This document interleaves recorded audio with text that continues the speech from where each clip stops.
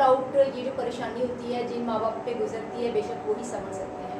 औलाद का इस दुनिया से गुजर जाना कोई आम बात नहीं होती। इस तरह के माँ बाप के लिए औलाद का इस दुनिया से गुजर जाना एक आम बात नहीं होती। ये बहुत बड़ा सानिया होता है, ये बहुत बड़ी तकलीफ की बात होती है। So hi everyone, I hope all is good. So नाज़रीन, अभी कुछ दिन पहले बहुत अफसोसनाक और तकलीफ से सानिया पेश आया। हम लोग देखते हैं कि माँ बाप अपने बच्चों की ख्वाहिश पूरी करने के लिए अपनी जान भी कुर्बान कर देते हैं। माँ बाप के लिए औलाद एक बहुत बड़ी ब्लेसिंग होती है।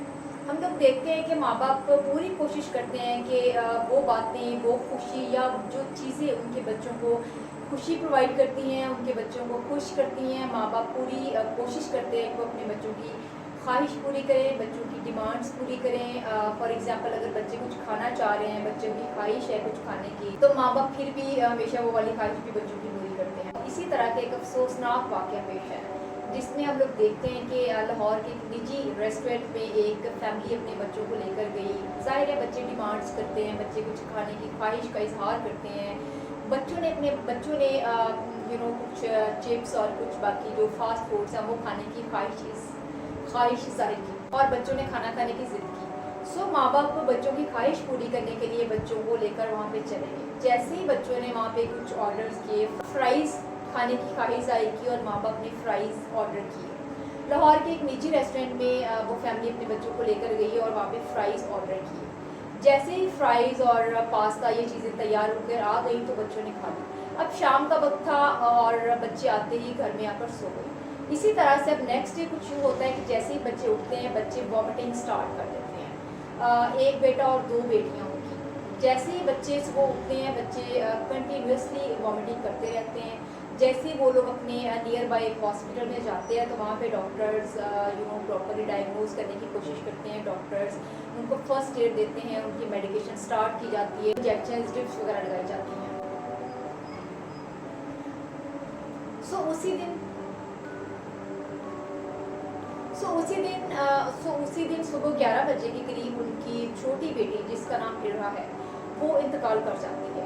इसी तरह जो बड़ी बेटी होती है वो एडमिट होती है हॉस्पिटल में। और ये दुख सिर्फ माँ बाप समझ सकते हैं जब उनकी औलाद बीमार हो और उनकी औलाद में से कोई एक बच्चा अपने खाल के टीके से जा पड़े। ये बहुत एक अफसोस की बात होती है। माँ बाप ही ये दुख समझ सकते हैं और ये वही दुख समझ सकते हैं जिन पे ये सानिया गुजरा होता है। सो उनकी एक बेटी तो इंतकाल कर जाती है। उस बेटी का जो जस्ते खाकी है वो घर पहुंचा दिया जाता है। एक बेटी क्योंकि हॉस्पिटल में एडमिट होती है, सो बाप घर जाते हैं अपनी बेटी का जनाजा की नमाज जनाजा पढ़ के अगेन वापस हॉस्पिटल में आ जाता है।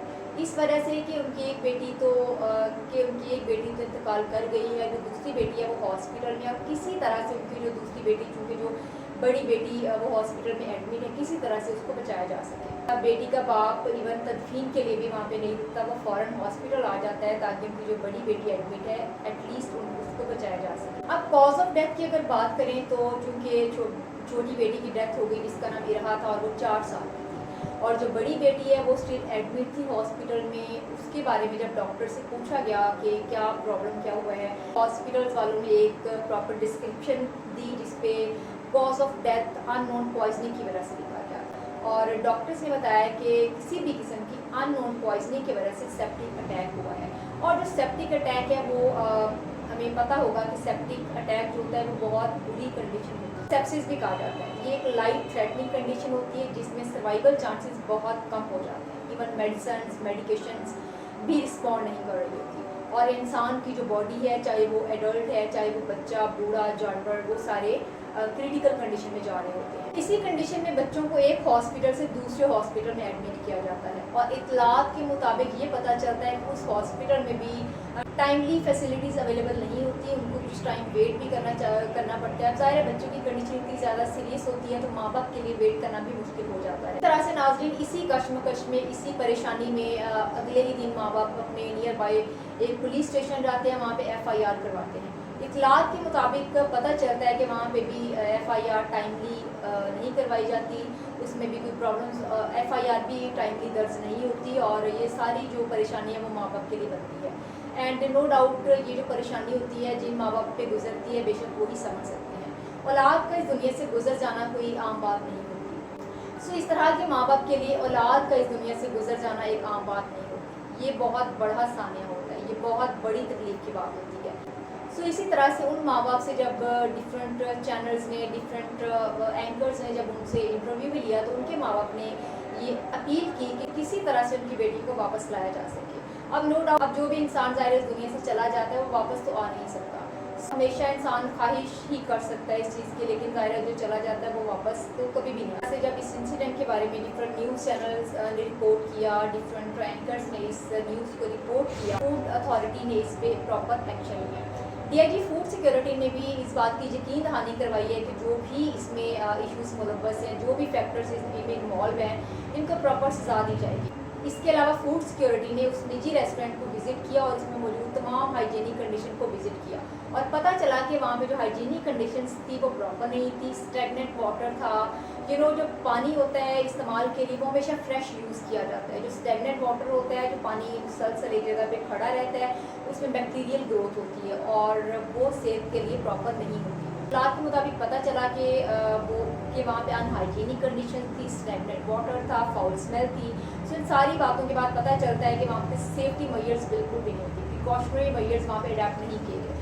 लाइक हम लोग देखते हैं कि फ्राइज़ और डिफरेंट फास्ट फूड्स में मायोनीज़ यूज़ की जाती है, और बहुत सारे कुछ प्रोडक्ट्स होते हैं जो फ्रिज में रखे जाते हैं। अगर प्रॉपरली टेम्परेचर मेंटेन ना किया जाए तो वहाँ पे बैक्टीरियल ग्रोथ हो सकती है, फंगल ग्रोथ हो सकती है, that not good for the health. So इसमें जो ज़रूरी बातें हैं वो यही है कि यही हो सकता है कि तमाम पेरेंट्स को चाहिए कि अपने बच्चों को घर में फ्रेश बना हुआ खाना, साफ़ सुथरे हाथों के साथ बना हुआ खाना अपने बच्चों को देना चाहिए, क्योंकि जिस तरह की आजकल कंडीशंस हैं, किसी भी टाइम क्या भी हो सकता है। सो बच्चों को हमेशा हाइजीनिक वेज में खाना खिलाना चाहिए। अगर बच्चे कुछ ख्वाहिश ज़ाहिर करते हैं like pizza, burger, fast foods वगैरह की, तो वो भी ज़ाहिर है आजकल कोई मुश्किल नहीं है, घर में भी हम लोग बना सकते हैं। तो घर में बच्चों को खुद फ्राइज़ वगैरह बना के बच्चों को खिलाने चाहिए। इसके अलावा फूड अथॉरिटी ने इस पर स्ट्रिक्ट एक्शन लिया है और उन्होंने यकीन दहानी करवाई है कि निजी रेस्टोरेंट में जो भी इश्यूज थे उनको ज़ाहिर है बैन किया गया है। भी कुछ वीडियोस भी मौसूल हुई हैं जिनमें हम लोग देखते हैं कि उस निजी रेस्टोरेंट को बैन कर दिया गया है, उसको लॉक कर दिया गया। जब फूड अथॉरिटी ने जब वहाँ पे विजिट किया तो उनके मैनेजर को हिरासत में ले लिया, जबकि उनके जो ओनर्स थे उनके अगेंस्ट FIR दर्ज करवा दी गई है। प्रॉपर एक्शन लिया जाएगा। लेकिन जो माँ बाप है जिन्होंने अपने बच्चों को खो दिया है, उनके लिए दुआएं की जा सकती हैं, अल्लाह ताला उनको इंसाफ दिलाए और उनको सब्र अता करे। और इस बात से हम लोग मैसेज ये लेते हैं कि हमें हमेशा अपने बच्चों का ख्याल करना चाहिए और साफ़ सुथरा घर का बना हुआ खाना ही खिलाना चाहिए। So take care of you and take care of your family.